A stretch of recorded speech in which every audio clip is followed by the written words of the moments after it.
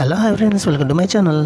ఈ రోజు అయితే మంచి అప్డేట్ తీసుకొస్తాను. రాజా సాబ్ గురించి ప్రభాస్ గారు చేయబోతున్న తప్పేంటి, అసలు ఆ సినిమాకు ఉన్న సెంటిమెంట్ డిజాస్టర్ అవ్వడానికి గల కారణాలు ఏంటి అని ఫ్యాన్స్లో ఉన్న ఉర్రూతల గురించి కొన్ని అప్డేట్స్ గురించి ఇప్పుడు మనం మాట్లాడుకుందాం.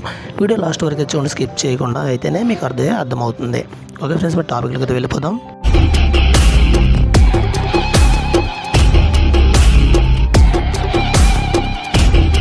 సినిమా ఇండస్ట్రీ వారు ఎంత అప్డేట్గా ఉన్నారో సెంటిమెంట్ కూడా అంతే ఫాలో అవుతారు.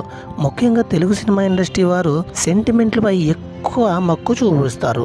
తాజాగా ప్రభాస్ విషయంలో కూడా ఒక సెంటిమెంట్ బయట సోషల్ మీడియాలో వైరల్ అవుతుంది. ప్రభాస్ తాజాగా నటించిన ది రాజా సాబ్ మూవీ 2026 జనవరి 9న గ్రాండ్ విడుదల కాబోతుంది. అయితే ఈ సినిమా ఇప్పటికే ఎప్పుడో రిలీజ్ కావాలి పలుమార్లు వాయిదా పడుతూ చివరికి జనవరి 9న డేట్ ఫిక్స్ చేశారు. ఈ సినిమాకి సంబంధించిన 80% షూటింగ్ ఇప్పటికే పూర్తి అయిపోయింది. ఇప్పటికే సినిమా ట్రైలర్ని కూడా విడుదల చేశారు.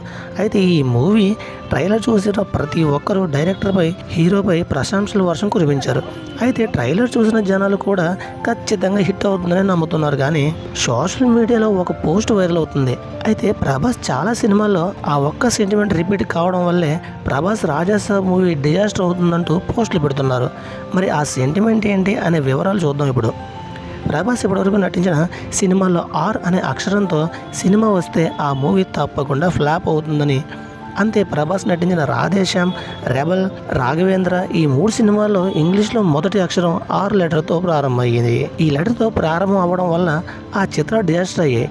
అదే తరుణంలో రాజా సాబ్ కూడా ఆర్ లెటర్తో ప్రారంభమైంది. ఫెయిల్ అవుతుందని అభిమానులు భయపడుతున్నారు. అయితే మరికొంతమంది అభిమానులు ఏమో అది ఆర్తో ప్రారంభం కాలేదు, రాజా సాబ్ ముందు ది రాజా సాబ్ అని ఉంటుందని చెప్పుకొస్తున్నారు.